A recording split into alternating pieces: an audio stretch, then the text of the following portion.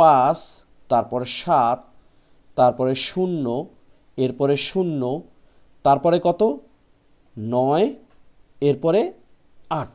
আসসালামু আলাইকুম। ষষ্ঠ শ্রেণীর গণিতের আমরা নতুন ভিডিও করতে যাচ্ছি অনুশীলনী 1.1 এর দ্বিতীয় পর্ব, যেখানে আমরা আলোচনা করব সংখ্যাগুলোকে কিভাবে কথায় লিখতে হয়। এই ভিডিওটা খুবই গুরুত্বপূর্ণ, কারণ আমরা অনেক সময় ছোটখাটো বিষয়ে ভুল করে থাকি। তো চলো শুরু করি। পাঠ্য বইয়ের 2 নম্বরে আমরা অনেকগুলো সংখ্যা দেখব, যেখানে লেখা আছে আমাদেরকে কথায় লিখতে হবে। তো এটা খুবই গুরুত্বপূর্ণ, এই কারণে একটু বুঝে শুনে করতে হবে আমাদের। দেখো, প্রথম সংখ্যাটায় লেখা আছে কি ক নাম্বারে 4, 5, 7, 8, 9।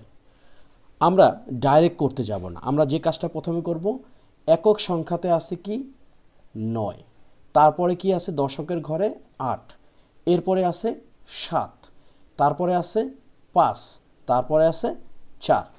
এখন দেখো, আমরা সবাই জানি যে অযুত এবং হাজার মিলে হচ্ছে হাজারের ঘর, তাই তো? আর বাকিগুলো আমরা আলাদা আলাদা উচ্চারণ করতে পারি। তো সুতরাং এটাকে আমরা কি লিখতে পারি? 45,789। ঠিক এইরকম 45,789। এরপরে সংখ্যাটা কি আছে দেখো, যে কয়ে আবার 3টা অঙ্ক। প্রথমটা আমরা করে ফেললাম। দ্বিতীয়টা হচ্ছে লেখা আছে 7, তারপরে আছে 0, তারপরে আছে 0, তারপরে আছে 1, এরপরে আছে 4। তো প্রথমটা আমরা বলছি 45,789, আর এটাকে কি বলবো? 41,000। দেখো, শতকের ঘরেও কিছু নাই, দশকের ঘরেও কিছু নাই, সরাসরি এককের ঘরে। তার মানে আমরা বলতে পারি 41,007। এই যে আমাদের 41,007। তারপরে কি আছে ক নাম্বারেরই শেষ অংশটুকু, 1, তারপরে হচ্ছে 7, তারপর 0, তারপরে হচ্ছে 1, তারপরে 9, তারপরে 8। এখন দেখো, একটা ঘর কিন্তু বাড়লো। এই 8 কোথায় পড়ছে? লক্ষের ঘরে। আর বাকি এই যে 9 আর 1 হচ্ছে হাজারের ঘরে। আমরা বলতে পারি 8,91,000। দেখো, শতকে কিছু নাই, দশক এবং এককে আছে। সুতরাং দশকের জন্য এবং এককের জন্য একসাথে আমরা বলবো 71। প্রশ্নটা কি তাহলে? যেটা আছে 891,071, আমরা পড়ব 8,91,071। এই যে দেখো, 8,91,071। এরপরেরটাতে কি আছে দেখো, 8, তারপর 7, তারপর 3টা 0, 1, 2, 3, এরপরে কোথায় হচ্ছে 2।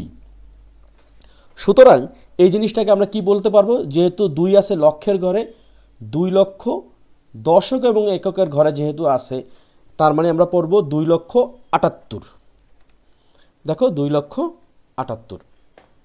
এরপরেরটা কি 8, 7, 6, 0, 9, 7।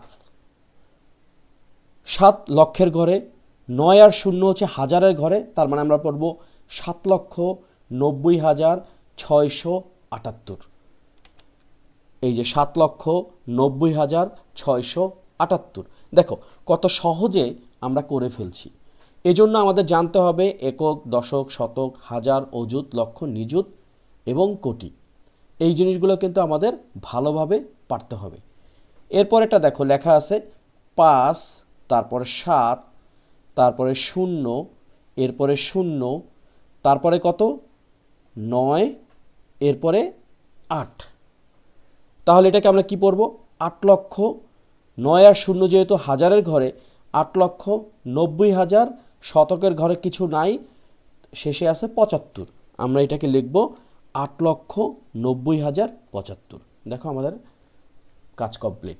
ক এবং খ করে ফেললাম। এখন আমরা গ নাম্বারটা